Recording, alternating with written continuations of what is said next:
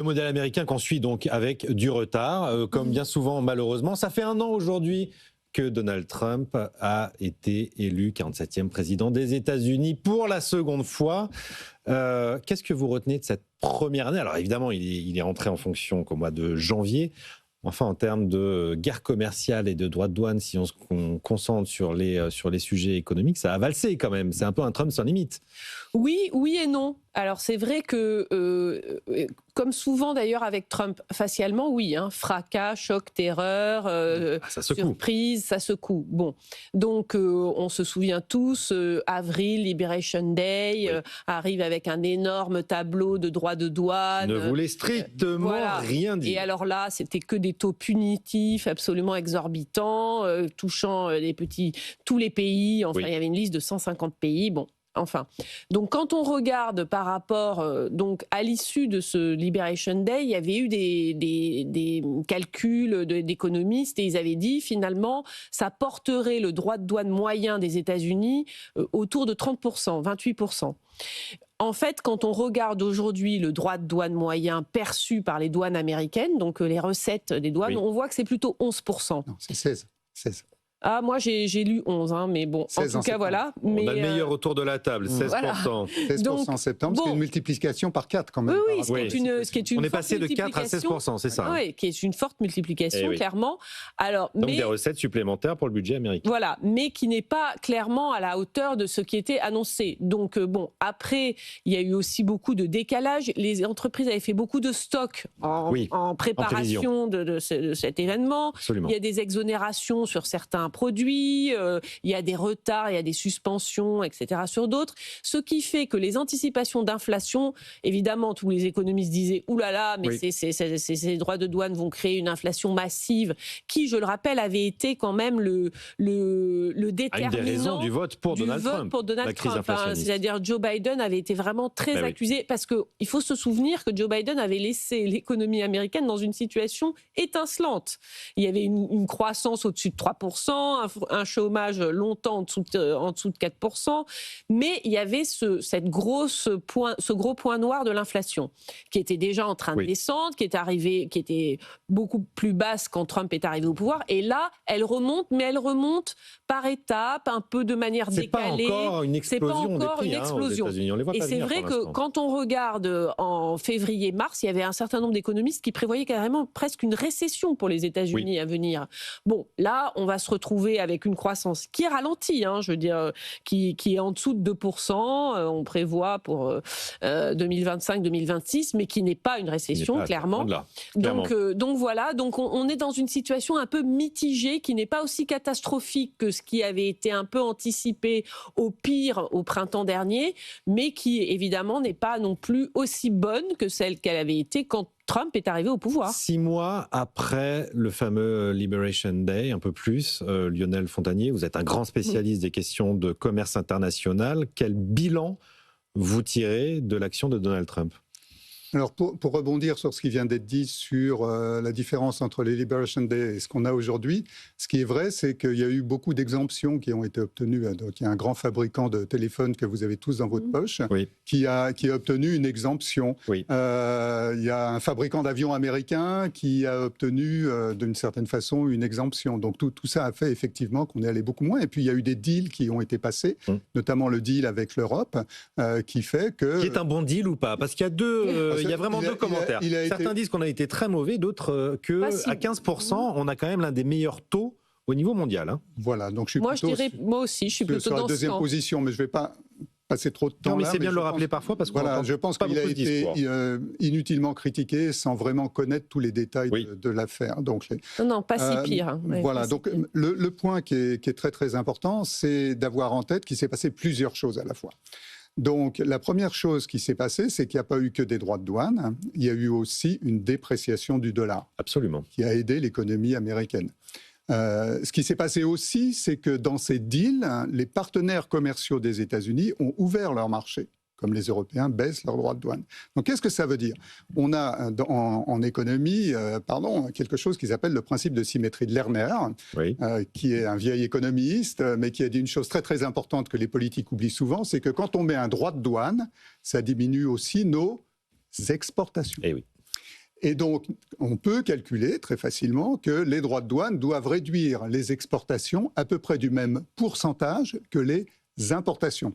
Mais quand on part d'un déficit commercial, si vous réduisez du même pourcentage les importations et les exportations, vous réduisez bien sûr le déficit commercial. Le calcul est facile à faire. Mais quand même, les Américains auraient dû avoir beaucoup plus, et c'est ça l'effet récessif que tout le monde attendait, une baisse de leurs exportations. Mais en même temps, il y a eu la baisse du dollar, qui a promu les exportations américaines. Il y a eu le fait que les partenaires commerciaux ont ouvert toutes grandes les portes aux produits américains, ce qui a promu donc les exportations américaines. Et donc l'impact récessif n'a pas été ici. Donc vous êtes en train de nous décrire une stratégie économique diablement efficace, là. Non. Un succès sur quasiment toute la ligne pour le côté américain. Diabolique. Et donc en même temps, on a eu la bulle sur, je pense qu'il y a une partie de bulle sur l'intelligence artificielle qui a compté beaucoup. Oui. Et concernant donc l'inflation, quand on dit tous les économistes pensaient qu'il y aurait une bulle d'inflation. J'aime pas beaucoup toujours le terme tous les économistes parce qu'ils ne pensent pas tous la même chose. C'est une de leurs qualités principales, même de penser des choses assez différentes. Et donc, me concernant, et beaucoup de gens avec moi, on a tous dit qu'il y aurait une augmentation des prix aux États-Unis. Mais on n'a pas dit qu'il y aurait de l'inflation. La différence entre une augmentation des prix et l'inflation, c'est que l'inflation, c'est une augmentation des prix auto-entretenus. Oui. Et donc, évidemment, si vous mettez un droit de douane, les exportateurs vont manger leur marge, ça va prendre un tiers du droit de douane. Les distributeurs américains vont manger leur marge, ça va prendre un tiers du droit de douane. Et le consommateur américain, il va prendre un tiers. Oui. Donc, si vous mettez donc 15 ou 16% de droits de douane, ça veut dire qu'à la fin, le consommateur américain devrait payer 5% plus cher. Mais ça, c'est une marche d'escalier. Il va payer une fois 5% plus cher. On va changer les étiquettes chez Walmart. Mais ce n'est pas de l'inflation, c'est juste une marche. Et donc, pour qu'il y ait inflation, il faudrait qu'il y ait une boucle prix-salaire qui s'engage. C'est-à-dire que les salariés américains obtiennent des hausses de salaire compensatrices de la hausse des prix chez Walmart. Et à ce moment-là, on rentre dans une boucle qui entretient l'inflation. Pourquoi cela ne s'est pas produit encore et pourquoi cela risque de ne pas se produire? C'est parce que le marché du travail américain n'est pas en aussi grande forme qu'il était auparavant. Et donc, ceci peut faire en sorte que cette hausse de prix ponctuelle ne se traduise pas, pour l'instant, en inflation. Gaël Simon. Alors, tout ce que vous venez de dire l'un et l'autre m'aide un petit peu pour la réponse à votre question. Quel est le bilan aujourd'hui? Le bilan, il est mauvais. C'est-à-dire que si vous avez Pardon, c'est pas ce que j'entends de la part de Lionel Fontagnier. Pardon, mais si. Le bilan est forcément mauvais. Si la question posée, c'est quel est le bilan de Donald Trump depuis qu'il est président? Si on observe par rapport à ses objectifs, par rapport à ce qu'il avait affiché, par rapport au bilan de son prédécesseur, le vieux sénile Joe Biden qui était incapable de marcher, en vrai, et puis selon Donald Trump. Vous regardez concrètement les choses et vous observez que c'est moins bien que ce qu'avait promis Donald Trump. Ça, évidemment, puisqu'il avait dit jamais le niveau de vie des Américains ne s'améliorera. Jamais dans toute l'histoire. Le niveau de vie des Américains ne sera à ce niveau-là. Jamais on ne verra une situation aussi profitable pour les Américains. Ça n'est pas le cas. Ce que vous venez d'expliquer sur l'inflation est très intéressant. Et c'est utile de le rappeler, mais ça montre juste que la préoccupation des Américains, des Français et de tous les peuples n'est pas en soi l'inflation. Leur préoccupation, c'est le pouvoir d'achat. Et donc, le pouvoir d'achat des Américains ne s'est pas amélioré. Et d'ailleurs, là je reprends ma casquette de sondeur, quand on regarde dans les enquêtes d'opinion aux États-Unis la popularité de Donald Trump, ça n'est pas terrible pour un président qui est élu depuis si peu de temps. Surtout sur l'économie d'ailleurs. Surtout sur l'économie. Et quand on regarde l'image de Donald Trump et des États-Unis à l'international, elle est catastrophique. Sur le bilan géostratégique, on va dire, ou de relations internationales, il a fait une chose, Donald Trump. Il a donné à l'Europe les meilleures raisons d'essayer de s'unir et d'arrêter de fonctionner sous la protection américaine. Il nous a un peu réveillés, ça effectivement, nous secouant. Et donc, quand on fait le bilan de tous ces éléments-là, ça peut être en revanche, comme le disait Gaël il y a un instant, moins catastrophique que ce que l'on pouvait nous craindre de lui par rapport à l'Olibrius et par rapport à des déclarations intempestives sur les réseaux sociaux qu'il pouvait faire. C'est moins pire, comme disent les enfants, que ce qu'on aurait pu craindre. Mais c'est quand même mauvais. Et ce qui est intéressant, c'est de voir que c'est la deuxième fois qu'il est président des États-Unis et qu'on voit dans tout un tas de pays, moi je suis ça de près, les démocrates illibéraux, appelons-les comme ça, qui arrivent au pouvoir parce qu'il y a une exaspération devant un sentiment d'inefficacité des dirigeants classiques démocrates. Les seconds mandats sont plus compliqués, ce que vous nous dites. C'est surtout qu'ils font en général la preuve de leur inefficacité et ils ne sont pas réélus. Ça a été le cas de Bolsonaro et c'est le cas de Trump. Un mot sur le bilan. Je n'ai pas dit que le bilan était bon, j'ai juste expliqué pourquoi il était moins mauvais que ce que l'on avait pu craindre. Juste un chiffre. Oui.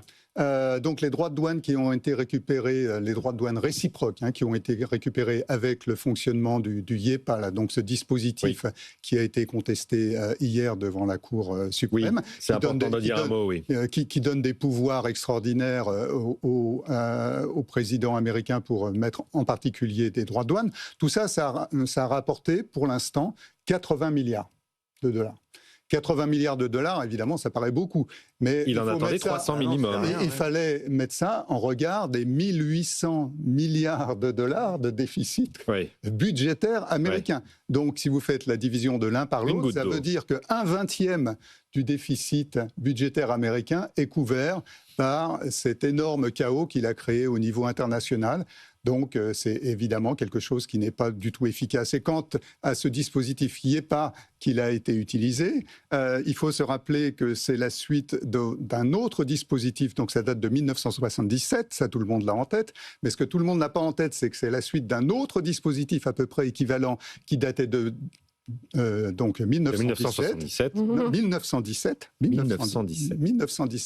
et donc qui était un dispositif qui en français s'appellerait la loi de commerce avec l'ennemi. Donc c'est par une extension de la loi du commerce avec l'ennemi que Donald donne une Trump, petite coloration. Mais bon, ça correspond bien à ce qu'il disait. A considéré qu'il y avait urgence pour la sécurité nationale des ça correspond bien à ce qu'il disait dans Liberation Day sur les États arnaqueurs, sur le fait qu'ils s'étaient fait avoir. Allez, il nous reste 5 petites minutes pour, je veux qu'on parle de la COP30 quand même, qui va ouvrir ses portes lundi à Belém, au Brésil. Les chefs d'État sont d'ores et déjà réunis pour un sommet à partir d'aujourd'hui ou de demain. Simplement, cette COP30, 60 chefs de gouvernement et d'État sont attendus. Il y en avait 150 il y a 2 ans à Dubaï. Est-ce que certains disent que c'est la dernière des COP, quoi? On ne sait plus trop quoi en entendre. Est-ce que vous partagez Non, je ne partage pas du tout cet avis. Alors, je veux dire, clairement, il y a quand même un... Enfin, si on se souvient de l'enthousiasme et d'espèce d'allant qu'il y avait après les accords de Paris, donc en 2015... Ça fait 10 ans. Il y avait eu, voilà, c'est la COP des 10 ans, où il y avait eu quand même cette idée qu'il y avait une diplomatie écologique mondiale qui était à l'œuvre et que finalement, tous les pays, hormis quelques rock states pratiquement, avaient signé quand même des engagements. Et voilà, donc clairement, aujourd'hui, on est vraiment dans une période qui s'est assombrie sur ce sujet. Donald Trump, il était déjà sorti une fois des accords de Paris, il en sort une deuxième fois là au 1er janvier. Les Américains, officiellement, il n'y a pas de délégation américaine, voilà, officiellement, donc, pour l'instant. Et même en Europe après, surtout même en Europe, parce que les États-Unis, en fait, dans l'histoire, il faut quand même voir qu'ils n'ont jamais été moteurs sur la question climatique. Jamais. Je veux dire, ils ont été suivistes au mieux, jamais moteurs. L'Europe, qui a été vraiment motrice avec le Green Deal, etc., bon, on voit aussi que à l'intérieur des pays européens, la montée des populismes d'extrême droite, et même d'ailleurs, je veux dire, ce sujet, voilà, il y a quand même un retour de bâton assez fort sur l'écologie. Cela dit, je veux dire, la diplomatie, c'est quand même un sujet mondial. Le réchauffement climatique ne s'arrête pas, qu'on veuille ou pas. Et donc, on continue d'avoir besoin d'avoir une arène où discuter. Et ça paye quand même, parce que je pense que sans ces COP, la situation serait bien pire. Lionel Fontanier, les États-Unis n'étaient peut-être pas moteurs. Aujourd'hui, les États-Unis menacent. C'est encore autre chose. Si les mégas sont envoyés là à Belém, certains... Oui, ça fait partie de l'approche actuelle de la diplomatie économique des États-Unis, donc je pense que ce n'est pas la peine d'y insister trop. Ce qui est important, c'est de regarder, puisqu'on est en Europe, ce que font les Européens. Donc l'Europe a eu une petite difficulté ici, c'est d'annoncer à temps ses engagements, parce que donc ça s'est terminé tard dans la nuit, les négociations européennes. Le principe de la COP, c'est que chaque pays arrive avec une proposition de réduction de ses émissions à un horizon déterminé. Donc la question qui était posée à l'Europe, c'est qu'est-ce qu'on fait après donc le Green Deal, après le 55% de réduction de nos émissions par rapport à 1990. Et donc, il y a donc c'était en 2030. Hein, et donc, il y a deux dates qui comptent. C'est qu'est-ce qu'on fait en 2035, qu'est-ce qu'on fait en 2040, sachant qu'en 2050, on devrait être en net zéro.